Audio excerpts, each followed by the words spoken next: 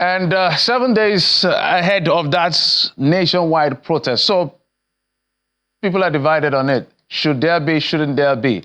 Depending on who you're listening to. And we're being joined in the program to further speak on this particular issue by the former Deputy Director of the Department of State Services, Mr. Dennis Amakri, joins us via Zoom from the United States. Mr. Amakri, thank you so much for coming on the program. Good afternoon, Geoffrey. You know, literally besides the collapsed building that happened in Lagos earlier this morning, every other story I took, about 6 of them, has to do with this planned nationwide protest. So from an intelligence point of view, because you belong to the intelligence community, what's your interpretation of the pulse of the polity? Well, you see, the thing is that people are expressing their fundamental human rights.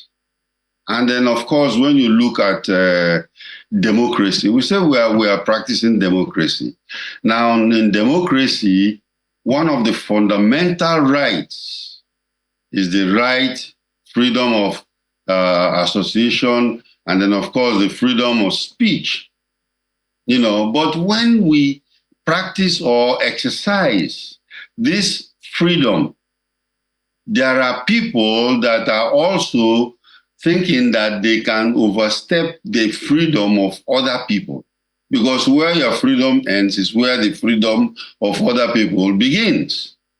You know, so right now, things are very bad in the country. Things are really, really bad, and people are struggling. The president has come out to say that he's doing something about it. I think that he should do more. He should engage more with the civic society. There must be some more town hall meetings, traditional rulers, students, all kinds of people. But at the same time, because there was something that happened in Kenya, a lot of people are feeling that, oh yeah, we want what happened in Kenya to happen here, you know. And so what is the reason? It's not that if it happens here, it's going to change anything. They want it to happen in Nigeria so that they can go and loot the shops that they've been eyeing all this while, you know. So the security agencies cannot sit down and say, oh, it's your fundamental human rights, so go ahead and do what you want to do. They have to double their efforts now. And of course, this is a leaderless group, because one of the ways to diffuse this is to talk to the leaders. But the leaders are not there. There is no particular person that comes out to say, I am the leader. You know, so we have to be very, very careful. And in fact, I would say that there are patriotic people that are trying to do this protest in fundamental human rights, exercise their fundamental human rights. But the way it is already, from the intelligence we are gathering, this protest has been hijacked already. And if I am part of those people, original planners, I think we'll start to tell them to abandon that ship. Because this thing, if it goes on, I think the hoodlums will be very happy to use it. So Mr. Makri, this is a concern. Great point you've made, but this is a concern for some Nigerians who say, whenever people want to converge, there is always the intelligence community always coming to say, it has been hijacked, it will be hijacked, it has been hijacked, it will be hijacked. At what point should people now come out to express their genuine grievances and displeasure over policies of government that has led us to where we are? Because the danger here is that when we continue to use this intelligence fly on the wall remarks to say it has been hijacked, it will be hijacked, there may be pent-up anger, and the day it explodes, it may consume all of us. What do you make of that? I agree with you perfectly.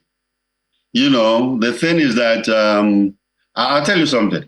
Yesterday in Washington, D.C., the Prime Minister of Israel was in the United States to address a joint session of the Congress, you know, a joint session of the Congress. And there were people, in fact, there were two groups One of the groups went into the rotunda, the round big hall inside the Congress.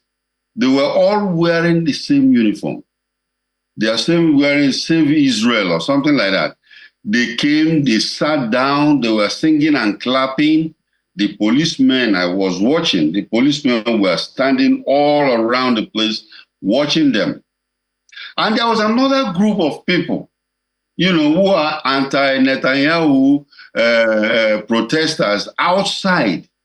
And they were also carrying their placards and going around. And the police was also there, watching them. And they were, singing and waving their banner and everything. No shots were fired. Nobody died. And nobody was beaten. Everybody behaved himself. So you find out that, yes, it's a democratic right. But in our own, I have been in the security service for long. You will find out even NSAS. You discover that when NSAS started, the President Buhari at that time was communicating with them. The Lagos State governor took some of their demands and went to Abuja and were talking to the president. Everything was okay until these hoodlums inject themselves into the place and then started, the rowdy situation. And of course, security agencies can never sit down and watch this to happen. So they have to scatter the gathering. So it is very incumbent on even people who are trying to organize things like this to make sure that nobody break their ranks. And then, of course, nobody who they don't know, try to inject themselves into the situation. So this is where we are, because you cannot say, okay, go ahead, or these people say it has been hijacked already, But for this particular one, I can tell you, because a lot of people are thinking that Kenya is going to happen in Nigeria. It will not. That's a different country, and I don't believe that what is happening in Kenya is going to happen in Nigeria. At the end of the day, it's about the economy, because I try to make sure we stay within the context of the conversation. At the end of the day, it's about the economy. So, but in trying to interpret what is going on, this maybe faceless group, we understand the pains of Nigeria. Now it's a question of who is leading the pack. Some would say, like NSAS, they don't want a leader so that they will not be maybe arrested or molested or whatever it is that the word we use. But I want you to speak to the messaging from the presidency, which is of concern to those of us who are watching. There are two discordant messaging from the presidency. On one hand, the Minister of Information is saying, calm down, the president will act. He's doing something. It's not necessary. On the other hand, spokespersons like Bayo Nanuga is spitting fire and brimstone, calling names.